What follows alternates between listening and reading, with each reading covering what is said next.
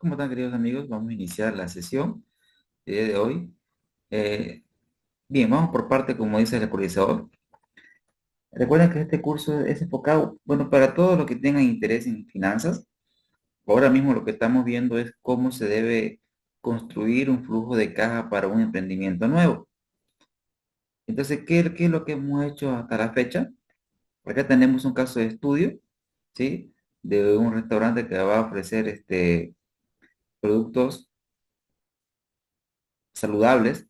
La emprendedora es María Fernanda, ¿sí? Le vamos a llamar Mafe, que es una joven nutricionista que nos ha contratado para poder evaluar su emprendimiento. Para que nosotros evaluemos su emprendimiento, ella nos ha proporcionado informaciones. ¿Cuáles informaciones? Las inversiones iniciales, que se dividen en inversión fija, inversión diferida e inversión de capital de trabajo. También nos ha proporcionado información acerca de los productos, tres productos, los precios de venta, los costos variables de los mismos. También nos ha mencionado que el primer año estima que operemos con un 50% de la capacidad instalada y luego vamos a ir incrementando de 7% en adelante hasta el quinto año. Cabe resaltar que estamos haciendo una evaluación por 5 años, queridos amigos. Además, vende productos complementarios y en este caso ha hecho una estimación donde los productos complementarios, ella estima que equivalgan a un 2% de los ingresos principales. También nos han informado acerca de la estructura de costos. Acá tenemos todos los costos operativos necesarios para el emprendimiento. También nos han proporcionado información acerca de la estructura de financiamiento, que para este caso el 55% va a ser con aporte propio y el 45% va a ser con crédito bancario. Asimismo, nos han proporcionado información acerca del costo de financiamiento. Acá tenemos el costo de financiamiento, que es una tasa activa de 9,5%, y el inversionista, que exige un retorno del 28% anual. Son datos que nos están proporcionando. Recuerden que la expectativa de retorno del inversionista es tal cual, es una expectativa, es lo que espera ganar el inversionista. Con base a eso, nosotros qué hemos hecho en la anterior sesión. La anterior sesión nosotros todo esto lo hemos pasado a datos. ¿Sí? Aquí tenemos los datos, las inversiones fijas, la diferida, el capital de trabajo. Nosotros hemos hecho la estructura de inversión y financiamiento. Aquí tenemos la estructura de inversión y financiamiento en este Excel. Tenemos la condición del crédito, estamos usando un sistema francés. Hemos hecho el plan de pagos, hemos determinado el costo de la deuda, hemos determinado, bueno, el costo de recursos propios, es una información que el caso mismo nos da. Tenemos la estructura de capital, eh, y lo que hemos hecho nosotros, hemos hecho la proyección de los ingresos, ahí tienen ustedes, el costo de venta, los gastos de operación, que el caso no lo da, la proyección de la depreciación, recuerden que los activos fijos se deprecian. Para este caso hemos usado la legislación boliviana, donde en Bolivia los activos se deprecian en línea recta, que quiere decir tienen una depreciación de carácter uniforme, queridos amigos. Tenemos la depreciación anual y luego hemos hecho la proyección de la depreciación para los años de evaluación, que en este caso estamos evaluando por 5 años. De igual manera, la inversión diferida se amortiza.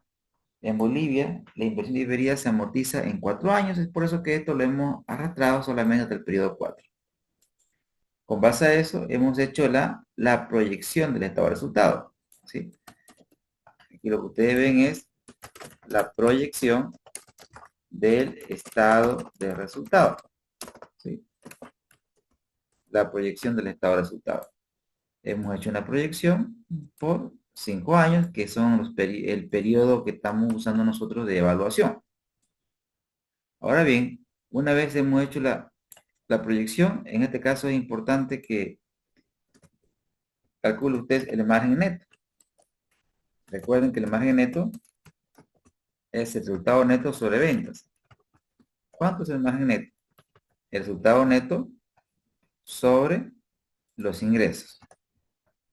Y eso lo arrastramos y tenemos un margen neto normal, ¿no? No es tan elevado, 7%, aumenta a 18%. ¿Por qué el margen neto aumenta? Porque las ventas aumentan y los costos se incrementan, pero no en igual proporción que las ventas, ¿no? Eso hace que mi margen neto tenga un comportamiento creciente. ¿Cuándo es raro esto? Este margen neto es raro cuando es elevado, o sea, cuando es muy elevado. Por ejemplo, un margen neto del 40% es sospechoso, ¿no? Probablemente a veces sobreestimamos las ventas, o sea, estimamos demasiado a vender, primer elemento. Otro elemento que a veces uno ocurre, que uno se equivoca a veces en los costos. No coloca los costos correctos, ¿no? Otro tema también es probable que nuestra estructura organizacional no sea correcta, es decir, que querramos vender mucho con una estructura demasiado pequeña. Entonces, hay que hacer una revisión para ver si estos datos son correctos o cerca de la verdad. Con base a eso, lo que hemos hecho es, hemos construido el flujo de caja libre, ¿sí? Aquí tenemos el flujo de caja libre, ¿sí? Esto es la proyección, la proyección, la proyección del flujo de caja libre, ¿no? Eso es lo que hemos determinado, hemos hecho la proyección del flujo de caja libre. Perfecto. Ahora, una vez que hemos hecho la proyección del flujo de caja libre, lo que corresponde es la evaluación, ¿sí? La evaluación. Entonces, para la evaluación, tenemos el flujo de caja libre y tenemos el costo capital. Esta evaluación la vamos a denominar, es una evaluación desde el punto de vista de la empresa, ¿ya? Explico qué significa una evaluación desde el punto de vista de la empresa, ¿sí? Entonces, cuando nosotros evaluamos un flujo desde el punto de vista del emprendimiento, acá voy a hacer la explicación. ¿Cuál es la lógica, queridos amigos? Que aquí tenemos nosotros un balance financiero. Tenemos en primer lugar, aquí tenemos nosotros un balance financiero, ¿ya? Tenemos un balance financiero donde aquí tenemos en primer lugar, tenemos la inversión. O sea, tenemos cuánto la empresa ha invertido. Tenemos la inversión y en función de la inversión, lo que nosotros hemos hecho la proyección de qué? De los flujos de caja libre. Hemos proyectado los flujos de caja libre. Perfecto. Ahora, ese es en el lado izquierdo, pero en el lado derecho nosotros tenemos una estructura de capital, porque el proyecto es financiado en una proporción es financiado con deuda, ¿sí? Y hay otra proporción que me dice que el proyecto es financiado con recursos propios. Esa es la estructura de capital. Cada fuente de financiamiento tiene su costo asociado. Por ejemplo, cuando nos financiamos con deuda, se llama costo de la deuda, y cuando nos financiamos con recursos propios se llama el costo de recursos propios. Entonces, con base a esta información, tanto la estructura de capital, es decir, cuánto es de deuda, eh, cuánto tenemos de deuda y cuánto tenemos de aporte propio, entonces esa es la estructura de capital, W sub I generalmente se la simboliza, y el costo de capital, K sub I. Con base a esta información, lo que nosotros determinamos es el costo promedio ponderado de capital. El costo promedio ponderado de capital, que es cuánto me cuesta en promedio ponderado el financiamiento. Y ya cuando usted conoce el flujo de caja libre y el costo de capital, ya usted integra ambos conceptos y calcula el VAN de la empresa. El VAN de la empresa, que me indica cuánto aporta de valor a la empresa. Ahora, pero también nosotros tenemos otra forma de evaluar aquí, que ¿cuál es la idea? Esta es una evaluación desde el punto de vista de la empresa. Nuevamente, igual se parte de un balance financiero, pero aquí cambia algo. ¿Por qué cambia algo? Ahorita explico qué es lo que cambia. En la evaluación, desde el punto de vista del inversionista, lo que interesa es el inversionista, tal cual. O sea, cuando nosotros evaluamos desde el punto de vista del inversionista, solamente nos interesa esta parte de aquí. Entonces, como estamos hablando del inversionista, solo nos interesa dos cosas. Nos interesa el flujo de caja del accionista, el flujo de caja del accionista, amigos, el flujo de caja del accionista, primer elemento. Y fíjense que es intuitivo y hasta lógico, ¿no? Como estamos haciendo una evaluación desde el punto de vista del accionista, pues nos interesa el flujo de él, o sea, el flujo que le corresponde a él. Pero también, si como estamos evaluando de la óptica del inversionista, ¿qué nos interesaría? Saber la expectativa de retorno del inversionista, es decir, cuánto él quiere ganar, ¿correcto? La expectativa de retorno de él. Entonces, reitero, cuando evaluamos desde el punto de vista del accionista, nos interesa el flujo de caja del accionista, ¿sí? Su flujo de él y también cuánto él espera ganar. Y ahí tenemos el van del accionista. Tenemos el van del accionista. Es decir, aquí los conceptos, en ambos casos hablamos de generación de valor. Solo que en este caso, amigos, en este caso decimos generación de valor para la empresa. Es decir, cuánto de valor genera su inversión para la empresa. Sin embargo, aquí decimos cuánto de valor genera su emprendimiento para el dueño.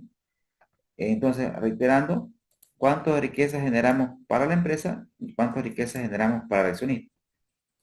Ahora mismo nosotros hemos calculado el van de la empresa. Ahora vamos a calcular el van del accionista. ¿Eso cómo lo hacemos?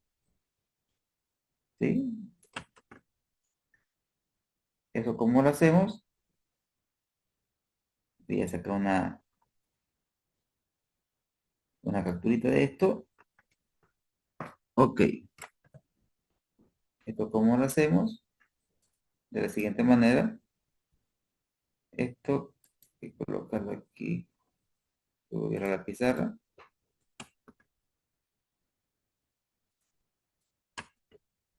Ahí, ¿no? Esta capturita que va a quedar como una foto de lo que hemos visto ahí, como una teoría, ¿no es cierto? Y va a quedar en este Excel. Voy a sacar capturas, fotos, y esto le voy a colocar para que también usted la pueda tener ahí como una lámina, ¿no es cierto? Sí, lámina 1 y le voy a colocar. Ok, entonces vamos a la evaluación. Esta es una evaluación desde el punto de vista de la empresa. Ahora vamos a hacer una evaluación desde el punto de vista del accionista, amigos. Entonces, ¿cómo hago una evaluación desde el punto de vista del accionista? Mira lo que vamos a hacer. Voy a copiar esto, ¿sí? Voy a copiar el flujo de caja libre, que aquí ya lo tenemos ahí arribita. ¿Sí? Ahí tenemos el flujo de caja libre, ya que voy a calcular el flujo de caja de la deuda. Recuerde usted que el flujo de caja de la deuda ya lo calculamos antes, ¿sí? Aquí lo tenemos, fíjese, el flujo de caja de la deuda, ¿sí? Y arrastro, ¿no? Tenemos el flujo de caja de la deuda. Perfecto, y tenemos el flujo de caja de la deuda. Entonces, si tenemos flujo de caja libre, recuerden que el flujo de caja libre es el flujo que genera el emprendimiento sin considerar la deuda. Y el flujo de caja de la deuda que me muestra en primer lugar la entrada de efectivo por el concepto de lo que me está entrando de dinero, porque recuerden que no estamos prestando dinero, queridos amigos. Y en contrapartida también me muestra la salida de efectivo por concepto de el pago de la cuotita, lo que usted va a pagar al banco para devolver obviamente el préstamo que usted ha recibido. Con base a esos dos elementos, esos dos conceptos, amigos, recién nosotros podemos calcular el famoso flujo de caja del accionista. El famoso flujo de caja del accionista. ¿Y cómo calculamos el flujo de caja del accionista? De la siguiente manera. Hacemos la suma, señor, el señor aquí, y arrastramos, y acá vamos a colocar la expectativa de retorno del accionista. ¿Sí? Es decir, ¿cuánto quiere rentar el accionista? ¿Cuánto pide de retorno por su dinero? Generalmente se lo simboliza con caso que, ¿sí? Ya nosotros tenemos ese dato, de hecho era un dato que nos proporcionaba el caso, y la expectativa de retorno era 28%. Esa es la expectativa de retorno del inversionista. Entonces nosotros podemos calcular nuevamente un BAM. Acá le vamos a colocar BAM de la empresa, ¿sí? De la empresa. Y acá le vamos a llamar BAM del accionista. BAM del accionista. ¿Ya? Nuevamente usamos la función BNA, porque la función BNA, ¿qué es lo que hace, queridos amigos? Es estos flujos que están en el futuro, la función BNA lo trae al presente, que me pide la tasa, que sería el costo de capital, luego los flujos de caja. Cuando hacemos esto, reitero lo que hace la función BNA, es estos flujos que están en el futuro, estos flujos que están en el futuro, amigos, la función BNA, ¿qué es lo que hace? Me lo trae al presente. Es decir, se llama actualización de los flujos de caja. Cuando nosotros usamos esta función, lo que estamos aplicando es esta fórmula de valor presente, donde el valor actual o valor presente, que es igual a un valor futuro, sobre 1 más la tasa elevada al tiempo. Cuando nosotros aplicamos la función BNA, cada uno de estos flujos lo traen al presente, ¿sí? Es decir, está haciendo esta operación, miren, 58.000, 475, ¿sí? Sobre 1 más 0,28 elevado a la 1, más el otro flujo, sí, que sería 106.762 sobre 1 más 0,28 elevado a la 2, más así sucesivamente hasta el último flujo, que es 401.843 sobre 1 más la tasa de descuento, que en este caso sería 0,28 elevado a la 5, ¿no, amigos? Entonces, esta es la función, o sea, esto es lo que hace la función BNA. En lugar de estar haciendo este procedimiento manual, lo que hace la función BNA lo facilita de manera terrible, ¿no? Usted da un enter y ahí tenemos nosotros el BAN del accionista, ¿sí? Obviamente el BAN del accionista es menor, vean, ¿sí? El BAN del accionista, ¿cuánto es? Ah, aquí falta está la inversión, amigos, más la inversión. Ahora sí, vean que el BAN del accionista es menor, ¿sí? Es menor, porque obviamente este es el BAN que genera la empresa. Recuerden que del BAN que genera la empresa hay que pagar la deuda. Entonces, después de pagar la deuda, ¿cuánto le queda al dueño? Esto es lo que le queda al dueño. Este es el BAN de la empresa. Ahora, si pagamos la deuda, ¿con cuánto nos quedamos? Este es el BAN del accionista. Esta es la riqueza que aporta el proyecto para la empresa y esta es la riqueza que aporta el proyecto para el accionista. Ahora, cuando nosotros queremos hacer un análisis de riesgo, que es el objetivo de esta sesión, lo primero que tenemos que elaborar es un modelo financiero. Y un modelo financiero, acá lo vamos a hacer, vamos a armar ahorita un modelo. Un modelo requiere variables de entrada y variables de salida. Un modelo siempre obedece a la lógica o al lenguaje funcional. Es decir, un modelo siempre funciona Y en función de X. Para que exista un modelo tiene que haber una variable de tipo independiente y tiene que haber una variable de tipo dependiente. ¿Sí? Un modelo, un modelo funciona de esta forma. Entonces tenemos una variable X y tenemos una variable Y. Tenemos una variable de tipo independiente y tenemos una variable de tipo dependiente.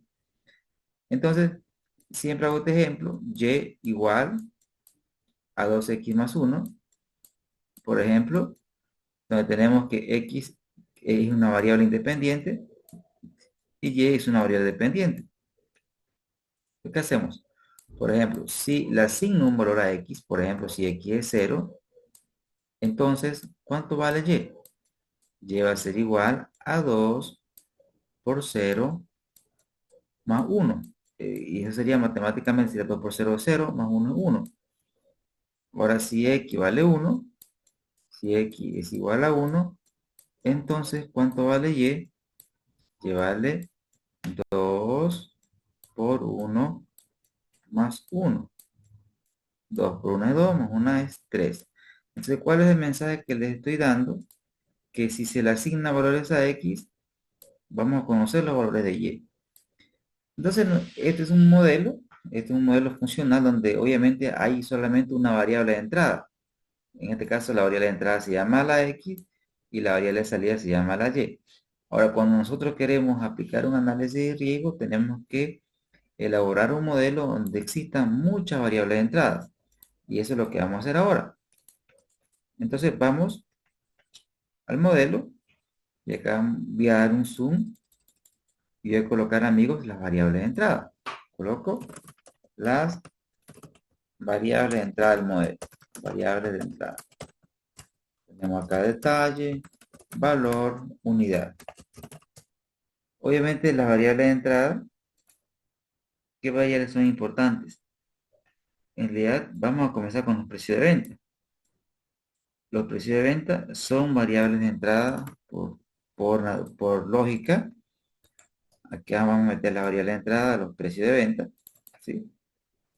Los precios de venta. Y son bolivianos por unidad. ¿Sí? Ahí tenemos los precios de venta, que son variables de entrada.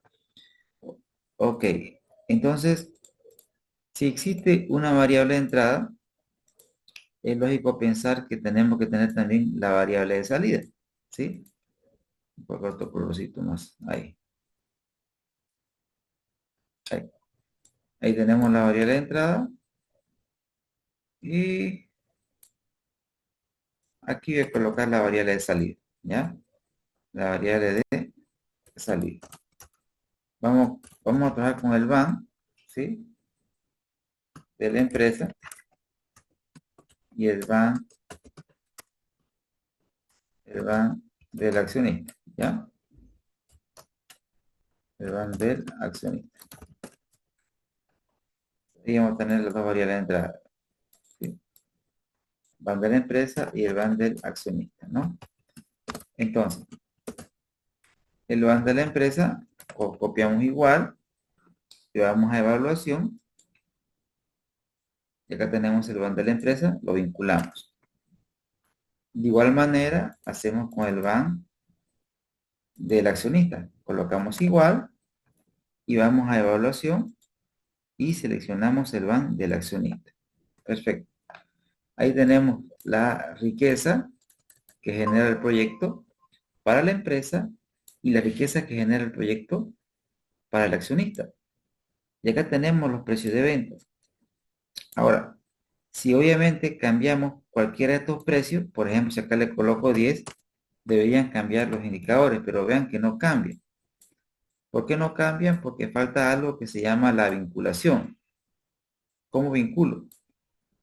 Me voy acá a la pestaña ingresos y vean que esto está sin fórmula. Yo necesito que los precios de estos insumos donde provengan de mi modelo, ¿sí? Cosa que si yo cambio el modelo, va a cambiar estos precios, ¿sí? Ahora miren lo que va a pasar. Si por ejemplo, ahora sí cambio aquí, recuerden que ahora mismo vamos a trabajar el van de la empresa.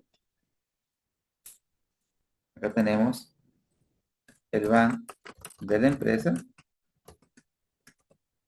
Está en función de qué?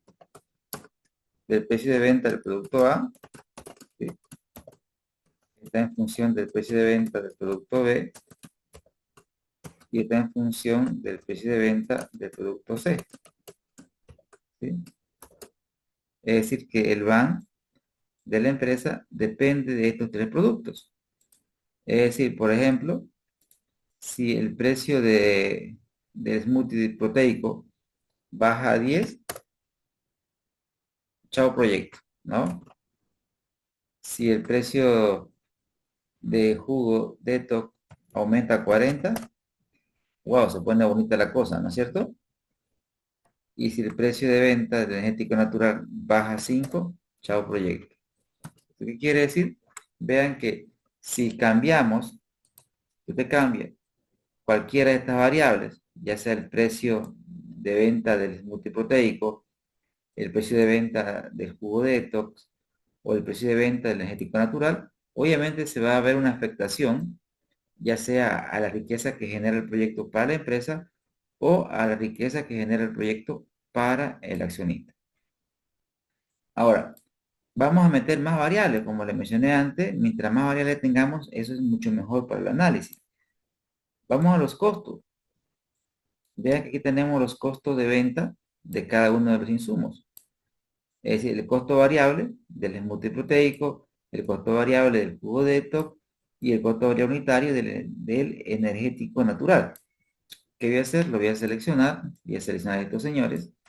Control C, ¡pum! Nos vamos a ir a modelo, pegado especial solo valores y también claramente es variable por unidad. Ahora, ¿qué es lo que voy a hacer? Vea que si cambio, por ejemplo, si el costo variable unitario del smoothie proteico aumentara a 10, o mejor dicho, variara, digamos a 50, debería pues cambiar, ¿no es cierto? Cambiar estos valores, pero como no cambian, es que falta vincular. ¿Cómo se vincula? Que este señor de aquí, ahora mismo tiene que venir de la pestaña modelo, de la pestaña modelo. Listo, ya está vinculado. De manera tal de que si nosotros cambiamos cualquiera de estas variables, por ejemplo,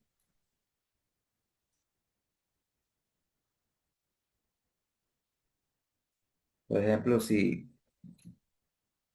por alguna razón este producto aumenta de costo, digamos a 20, igual en nuestro proyecto sería viable, ¿sí?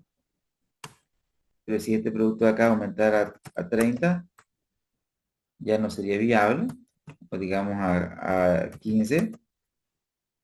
Entonces, vean que si los costos aumentan, si el costo aumenta, obviamente la riqueza, tanto para la empresa como para el accionista, baja. Es decir, es un tema lógico, ¿no es cierto? Porque si nosotros estamos hablando del valor actual neto, y el valor actual neto está en función de que del precio de venta, del precio de venta, del precio de venta y del costo variable unitario. Costo variable unitario, que es lo que nosotros vemos, amigos, que en el tema matemático, que si, que si el precio de venta sube, el van sube. Pero eso es un escenario ceteris paribus, es decir, donde solamente cambiemos el precio y vemos qué pasa en el van, pero ceteris paribus, ¿qué quiere decir ceteris paribus? que todas las demás variables permanecen constantes. Entonces, ¿qué es lo que podemos verificar ahora mismo? Miren, veamos si es cierto. Si el precio de venta sube, digamos, a 50, miren cómo se dispara el BAN. Eso demuestra la relación directa, lo cual es cierto, pero es cierto siempre y cuando un escenario paribus. Es decir, asumiendo que si cambiamos nosotros el precio de venta, las otras variables no cambian. Por ejemplo, si la empresa vendía cierta cantidad y aumenta el precio, va a seguir vendiendo la misma cantidad. Esa es la lógica ceteris paribus. Obviamente que usted se da cuenta que si sube usted el precio de un bien, obviamente que el consumidor va a haber un efecto en el consumidor, ¿correcto?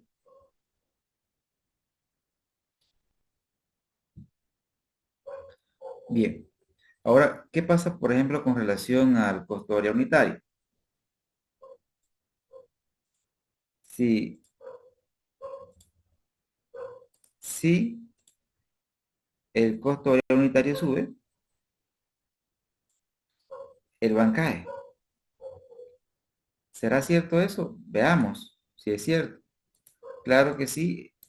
Veamos ahora mismo un costo variable. Por ejemplo, el costo variable de este insumo, es multiproteico, versus el BAN de la empresa. Analicemos que si este costo variable sube por alguna razón a 15 o sube, digamos, a 50, obviamente no nos va a pasar eso porque no debería superar el precio de venta, ¿no? Pero bueno, solamente para efecto del ejemplo. Obviamente que si el costo variable sube, existe una afectación natural en el BAN en sentido inverso. Ahora, ¿qué otras variables más podrían afectarnos? Precio de venta, los costos variables. También aquí tenemos una lista de variables que son los gastos de operación, ¿sí? Los gastos operativos que el proyecto tiene. Entonces, todo eso, estos gastos operativos, usted lo puede modelar y meter como una variable de entrada. Entonces, nosotros que agarramos, voy a agarrar todos estos gastos operativos que tenemos acá, amigos, y voy a sacar control C y mover a modelo, control V, lo estoy pegando, ¿sí? Control C, control V, y acá ya tenemos la variable de entrada. Ahora, ¿qué es lo que voy a hacer? Voy a vincular, porque como les dije antes, si nosotros cambiamos cualquier variable de estas, entonces, si cambiamos cualquier variable de estas, obviamente hay una afectación a las variables de salida. Pero en este caso, por ejemplo, solamente por una muestra, si por alguna razón la empresa decide incrementar los sueldos y salarios, digamos a 40.000 al mes, vean que no cambia mis indicadores de evaluación. Entonces, como no cambian, lo que nosotros tenemos que hacer es la vinculación. ¿Y cómo vinculamos, amigos? Sencillamente nos vamos a ir a gastos operativos y de aquí, ¿qué es lo que voy a hacer? Voy a hacer que estos señores, provengan de modelo. Clic, enter y lo arrastramos. Ahora, cada vez que nosotros cambiemos estas variables, obviamente va a cambiar el valor actual neto. Por ejemplo, si los sueldos y salarios aumentaran ahora mismo a 40.000, lo que va a existir es una afectación natural a mis indicadores de generación de riqueza. En este caso, un incremento en los sueldos y salarios obviamente mata la rentabilidad o la generación de valor del emprendimiento que estamos evaluando. Ahora, estas son las variables críticas. Ahora, otra variable crítica es, recuerden que nosotros como emprendedores tenemos una capacidad productiva. Aquí ingreso, la capacidad productiva de este emprendimiento es 70.000 bebidas al año. Recuerden el checklist donde nosotros hemos establecido que la Q máxima la capacidad productiva en negocios tradicionales, está en función del tamaño de la inversión. Es decir, y a su vez, ¿no? Y a su vez, el tamaño de la inversión depende del tamaño del financiamiento. Es decir, porque para que exista inversión tiene que haber financiamiento, ¿no es cierto? Si usted consigue poco financiamiento, obviamente usted va a hacer poca inversión. Si usted consigue mucho financiamiento, pues su inversión va a ser mayor. Pero acá el mensaje central es que a mayor inversión, la capacidad productiva va a aumentar. En este caso, la capacidad productiva no va a ser objeto de análisis, porque vamos a asumir que la empresa ya decidió un tamaño. Lo que sí va a ser sujeto de análisis van a ser estas dos variables. El porcentaje de utilización, es decir, cuánto nosotros esperamos usar, y la tasa de incremento de utilización. Porque nosotros de esta capacidad instalada estamos asumiendo que vamos a utilizar el periodo 1 un 50%.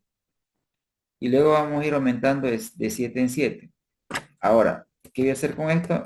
Control C, Control C, y lo voy a llevar a mi modelo. Control V. De igual manera, como se hizo antes, el siguiente paso es la vinculación. ¿Qué quiere decir esto? Que estos señores tienen que venir de esta pestaña. Miren, coloco igual y tienen que venir de modelo.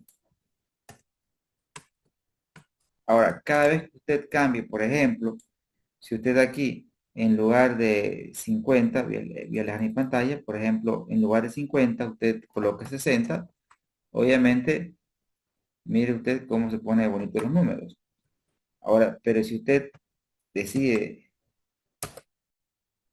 que usamos 50 y no hay incremento, obviamente se ve perjudicado el banco. Ahora, estas son variables operativas, ¿sí? Son variables de tipo operativas, ¿sí? Son las famosas decisiones operativas, ¿ya? Decisiones de tipo operativas que se toman en finanzas. Son decisiones de tipo operativas, reitero.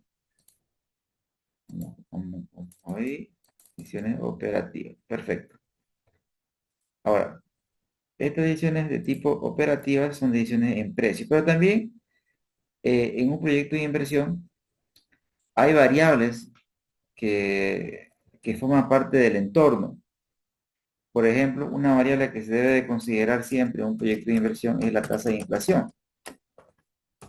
La tasa de inflación. La tasa de inflación, obviamente que afecta a cualquier emprendimiento, ¿no?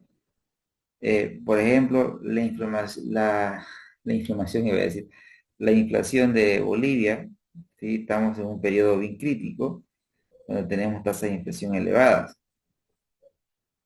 La inflación a septiembre era 18,33%.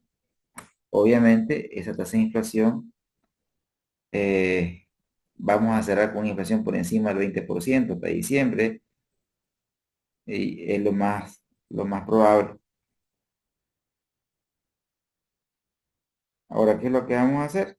Vamos a incorporar, queridos amigos, la inflación, vamos a incorporar la inflación a nuestros flujos, ¿sí? A ver, voy a asumir que la inflación sea el 10% anual, ¿listo? 10 puntos. ¿Cómo incorporo la inflación a mis flujos? Primero, la inflación va a afectar a los costos, ¿sí? Pero antes de meter la inflación, quiero que copiemos los indicadores, ¿sí? Para que vean cómo cambian. Ahí. ¿Qué estoy haciendo? Estoy copiando los indicadores sin fórmulas. Es decir, cosa que cuando metamos la inflación, obviamente van a cambiar estos indicadores. Y yo quiero ver en cuánto cambiaron, o sea, para contrastarlo. Esto es lo que teníamos antes de meter la inflación, y acá lo que vamos a ver es cómo queda nuestro modelo con inflación. Entonces, lo primero que tenemos que hacer es aplicar la inflación a los costos. ¿Qué voy a hacer? Este señor por uno más la tasa de inflación que le tenemos en el modelo, que es el 10%, inmovilizamos, cerramos paréntesis y arrastramos, ¿sí? Ahora sí, hemos incorporado la inflación a los costos, ¿sí?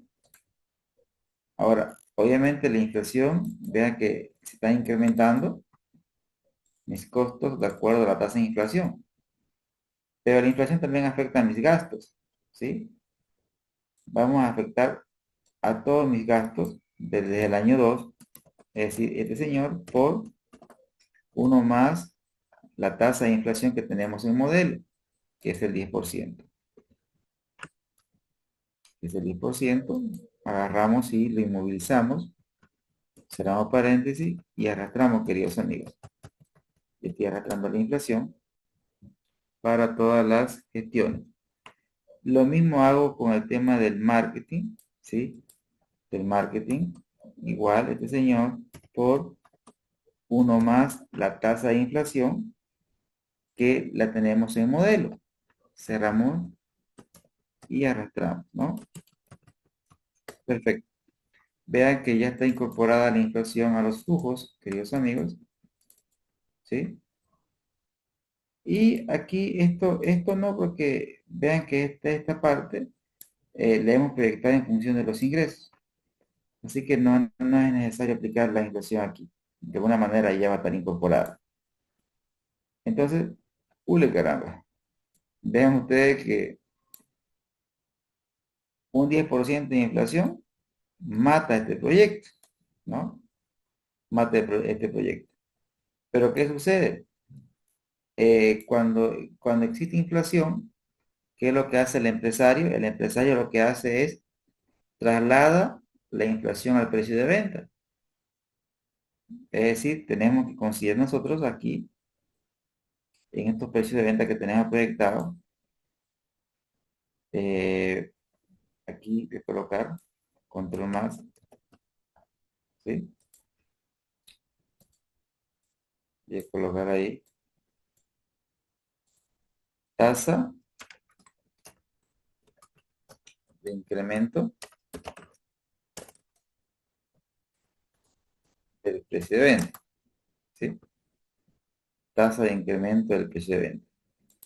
Es decir, si existe inflación, si existe inflación, uno dice, pucha, pero si hay inflación, es lógico que la inflación, el empresario se la traslada al cliente. Pero la pregunta es, si la inflación es 10%, ¿sí? Si la inflación es 10%, traslado al 10%, es decir, será tan fácil, es decir, si la inflación es 20%, yo le subo 20% a mi precio. Lindo fuera que sea así, pero recuerden ustedes que en el mercado usted tiene competencia, usted no está solo. Por lo tanto, parece fácil trasladar la inflación al precio, pero no es tan así, porque en el mercado hay competencia, usted tiene que ver qué hacen sus competidores. En consecuencia, lo que nosotros vamos a hacer es decir, ok, vamos a colocar acá otra variable que se llame porcentaje, porcentaje de asignación de la inflación al PB, al precio de venta. Vamos a asumir que de este 10% solamente el 50% lo vamos a cargar al precio. ¿Qué quiere decir esto? Que si la inflación es 10%, solamente el 50% de esta inflación la vamos a cargar al precio. ¿Qué quiere decir en cristiano? En cristiano quiere decir igual, usted multiplica este señor por el 10%. ¿Qué quiere decir esto, amigos? Que solamente el 5% le vamos a asignar al precio. ¿Qué quiere decir? Que a este precio vamos a colocar este señor por uno más la tasa de inflación. Y usted eso lo inmoviliza. ¿Y qué es lo que estamos haciendo? Estamos trasladando solamente del 10%, el 5% estamos trasladando el precio de venta, ¿no? Y vea que ya nuestros indicadores mejoran. Pero ¿qué pasaría si pudiera trasladar el 100%? Miren ustedes, si la inflación es 10% y nosotros podríamos trasladar el 100% al precio, ¿qué quiere decir esto? Que si la inflación es 10, usted traslada 10. Pero pensemos a veces, no sé si ustedes se dan cuenta que muchas veces existe inflación y a veces uno siente que nos está engañando el empresario. Porque uno dice, pucha, pero si la inflación es pequeña, entonces ¿por qué el empresario le sube mucho el precio? A ver, pensemos a ver que si la inflación es 10% y 200% le suben los precios. ¿A qué me voy? Si la inflación es 10, incrementan el 20% del precio. A veces sucede eso, a veces lamentablemente existe lo que se llama viveza criolla, que es la gente aprovechándose de la gente, ¿no? Pero en este caso, vamos a asumir que solamente un 50% vamos a cargar el precio. Entonces, esta, por ejemplo, es una variable del entorno que no es controlable. Esta variable no es controlable, entonces tiene que estar considerada en el modelo. Tiene que estar considerada en el modelo. Ahora, con base a esto, nosotros también podemos meter otras variables más, como por ejemplo, pero con estas variables operativas, sí podríamos ya nosotros hacer nuestro análisis de modelado. Entonces, ¿qué vamos a hacer? Primero, hay una herramienta, hay un programita que se llama Crystal Ball, que ustedes se lo pueden descargar en su computador. Igual voy a mandar el video al grupo de cómo se lo pueden instalar y también el código de activación, porque el Crystal Ball es una herramienta bien intuitiva y que ayuda bastante a la hora del análisis de riesgo. Entonces, vamos a hacerlo en dos facetas. Primero vamos a hacer la fase determinística y luego vamos a hacer la fase probabilística. Ahora mismo vamos a hacer la fase determinística. ¿Cómo es? Primero lo voy a abrir. Me voy al archivo, me voy a ir a opciones, complementos. Acá es complementos com y, y yo tengo habilitado el prestador, lo voy a aceptar. Y espero que se me habilite. Esperamos un segundo. Vea que ya apareció el Crystal Ball. Aparece un cuadro de diálogo. ¿Sí? Cerramos el cuadro de diálogo. SAS. Y vea que se acopla con el Excel. Nos aparece una pestaña más que es el Crystal Ball. Ahora, como ya tenemos otro modelo, donde tenemos aquí la variable de entrada, y acá tenemos la variable de salida, lo que voy a hacer es hacer un análisis. Me voy a ir a, se va a ir a, se va a ir a más herramientas, ¿sí? Se va a ir a más herramientas, ahí lo tiene más herramientas, lo estoy señalando. Y ya ahí en más herramientas, ¿qué es lo que vamos a hacer? Voy a borrar toda la pizarra. Una vez en más herramientas, da un clic y va a ir a buscar el análisis tornado. Y da un clic ahí. Y se habilita un cuadro de diálogo. Ahora, ¿qué voy a colocar en este cuadro de diálogo? Dice, introducir una celda objetivo. Damos un clic y la celda objetivo va a ser el BAN de la empresa. Usted da un clic en el BAN de la empresa y da a aceptar.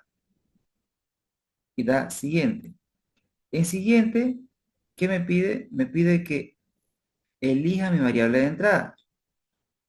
Y usted va a decir, agregar rango. Clic. Y usted selecciona todas las variables de entrada. SAS. Y da a aceptar. ¿Y qué está pasando? Que todas las variables de entrada han quedado cargadas en el modelo. ¿Sí?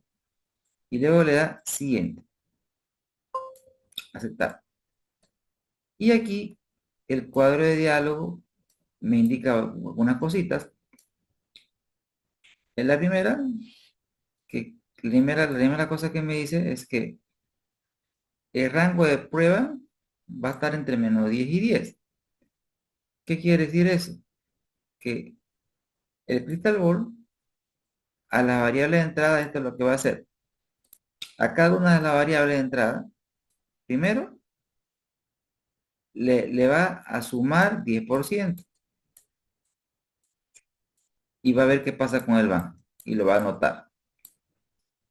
Y luego a esa misma variable de entrada le va a restar 10%. Ejemplo, al precio de venta, por ejemplo, del embutido proteico, le va a sumar 10% y va a ver qué pasa con el banco. Y luego le va a restar 10% y a ver qué pasa con el banco.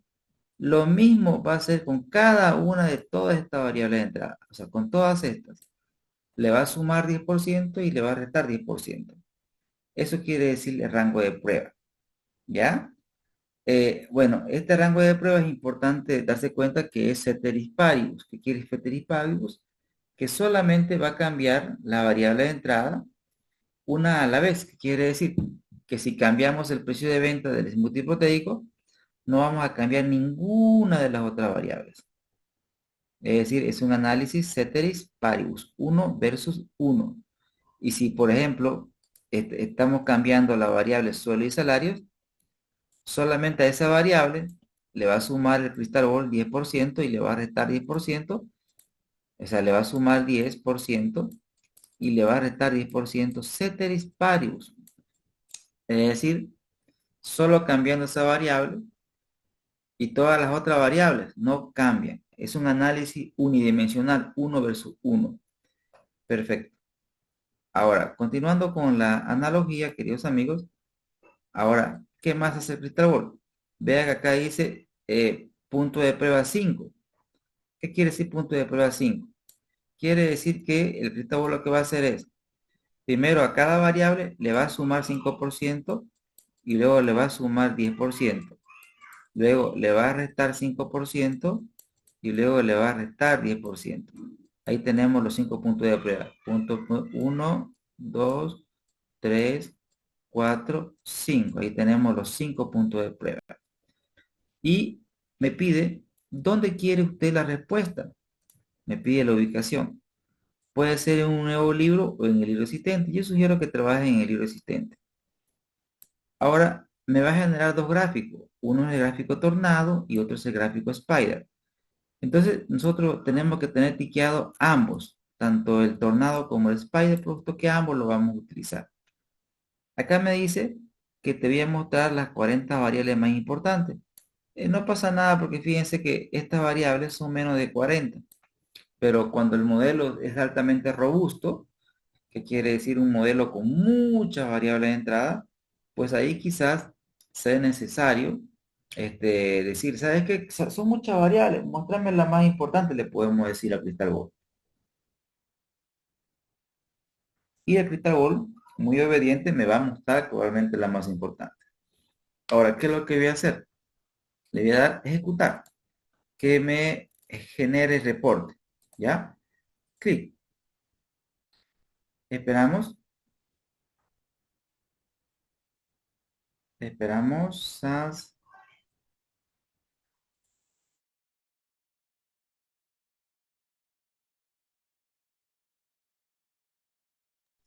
Y vean que ya me generó mi reporte, ¿no?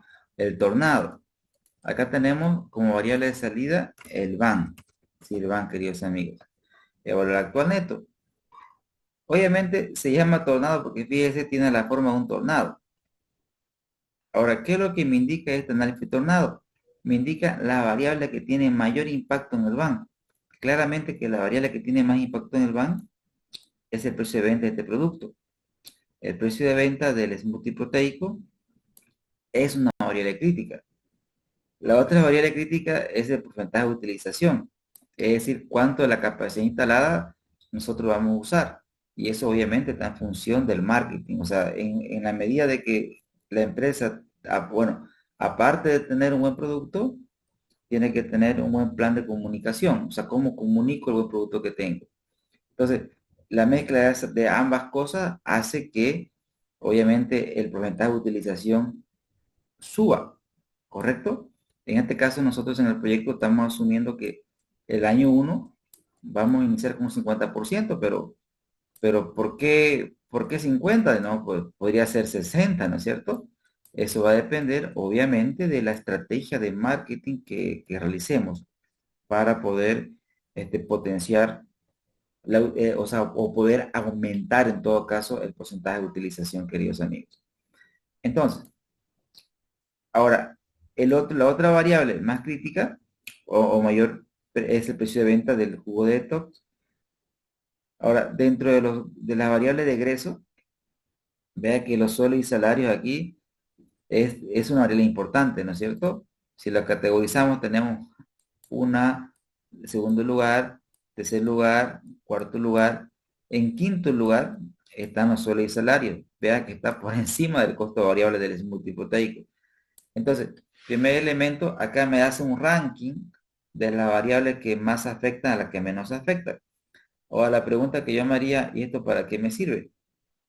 Obviamente esto me sirve para identificar primero cuáles son las variables que nosotros deberíamos prestarle más atención. Me explico. Si usted, por ejemplo, se le ocurre, ¿sabe qué? Queremos aumentar el ban y para eso vamos a hacer una estrategia. ¿Y cuál es tu estrategia? Y nos dice, ¿sabes qué? Vamos a ahorrar servicios básicos. Ah, ok, tu estrategia es ahorrar servicios básicos. Ok, ¿qué quiere decir, digamos, así en términos, vamos a ahorrar papel, vamos a ahorrar el agua, digamos, ¿no ves?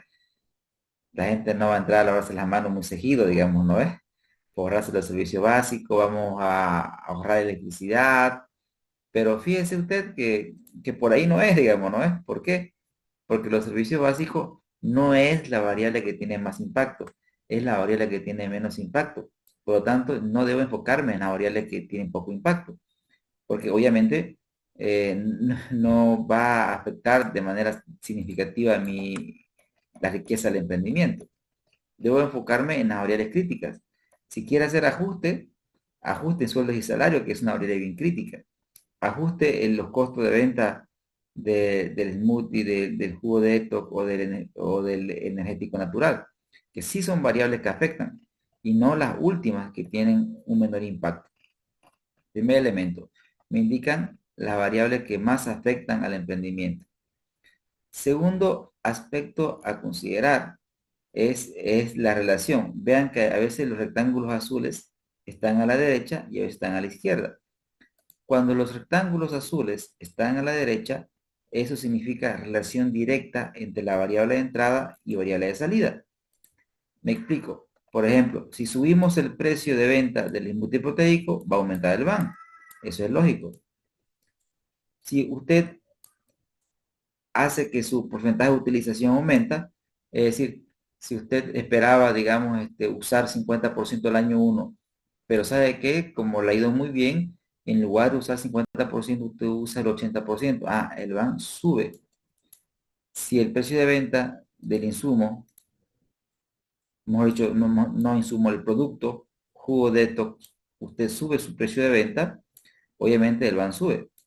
Entonces, cuando los rectángulos azules están a la derecha, indican relación directa. Es decir, si sube la variable, sube la rentabilidad o la generación de riqueza.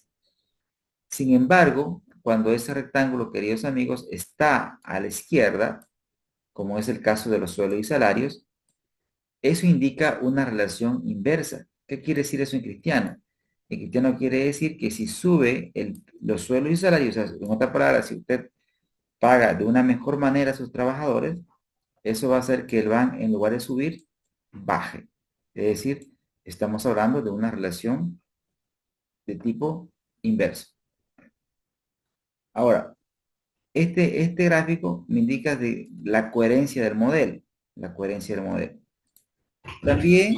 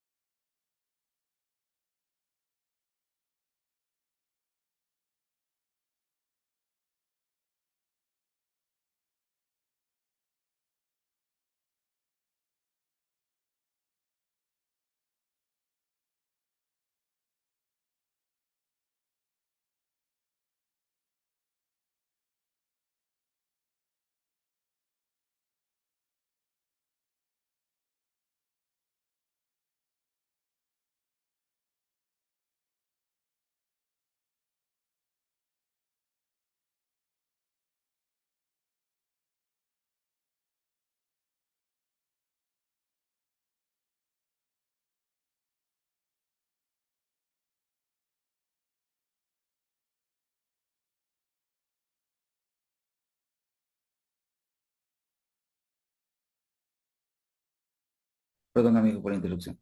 Bien, vamos por partes. Entonces, aquí tenemos el van y acá tenemos el tornado, pero también nos genera otro reporte. El otro reporte se llama el spider.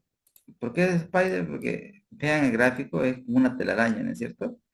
Generalmente, ¿qué es lo que hago? Este gráfico no me gusta, yo le doy doble clic, le doy doble clic encima y yo prefiero este de aquí. Me gusta más este, ¿no? Este gráfico me gusta más. Y obviamente ustedes lo pueden jalar hacia abajo para que sea un poco más visible. Ahí. El spider, al igual que el gráfico anterior, me indica las variables que son más sensibles, pero de otra forma. Aquí me lo muestra de forma dependiente. Miren ustedes. La variable que tiene más pendiente, acá tenemos arranque de jugo de esto. Miren, ¿qué es la pendiente? Bueno, recordemos un poco la matemática. La pendiente, en términos matemáticos, es la inclinación que tiene una recta respecto a un plano. En cristiano, la pendiente es cero cuando es plano, ¿no? Por ejemplo, el piso de su casa tiene pendiente cero. Pero cuando uno va a subir unas gradas, ya aparece ahí la figura de la pendiente positiva, porque unas gradas tiene una pendiente, ¿no es cierto? Una inclinación. Entonces, a mayor pendiente, o sea, a más inclinada será recta, quiere decir que la variable es más sensible. Por ejemplo, la variable que es más sensible es el smooth. Vean ustedes que claramente es la que tiene más pendiente, ¿no es cierto? Le sigue de cerquita, casi juntita, ¿no ven? Entonces, si usted revisa, le sigue el porcentaje de utilización. Entonces, esa es la variable, o son las dos variables que tienen mayor impacto. Obviamente que la pendiente pueden ser positiva o negativa. Por ejemplo, voy a ubicar ahora una pendiente negativa. Por ejemplo, miren, esta pendiente de aquí. ¿A qué corresponde? Corresponde claramente a los sueldos y salarios. Miren, corresponde a los sueldos y salarios. Y la pendiente negativa, ¿por qué negativa? Porque si suben los sueldos y salarios, obviamente el van baja, ¿no es cierto? Porque sabemos nosotros que desde el punto de vista lógico existe una relación inversa entre los sueldos y salarios y el van. Entonces, este análisis, queridos amigos, el tornado me indica lo mismo digo, el spider me muestra lo mismo que el tornado, solamente que desde el punto de vista de rectas. Si la recta es horizontal, quiere decir cero impacto. Mientras más inclinada sea, mayor impacto. Ahora, obviamente, aquí difícil es ver los lugares, es por eso que usted se puede fijar acá abajito, ¿no? Acá abajito aparece ranking, es decir, de la que tiene más impacto a la que tiene menos impacto. De aquí aparece ranking. Acá aparece la que tiene más peso, o no quiero decir peso, la que tiene mayor impacto, y acá la que tiene menor impacto. Obviamente, a nosotros nos interesa concentrarnos en aquellas variables que tienen mayor incidencia en el banco. Ahí tenemos el tornado y el spider, que se llama un análisis determinístico porque en ningún momento nosotros usamos probabilidades. Entonces, ahora mismo nos vamos a tomar un break, queridos amigos, de 10 minutos y después del break vamos a dividir la clase en tres partes. Esta que sea la parte determinística, al retorno del break vamos a hacer un análisis de tipo probabilístico. Regresamos en exactamente 10 minutos, amigos. 10 minutos, por favor. Gracias. Voy a cortar esta parte.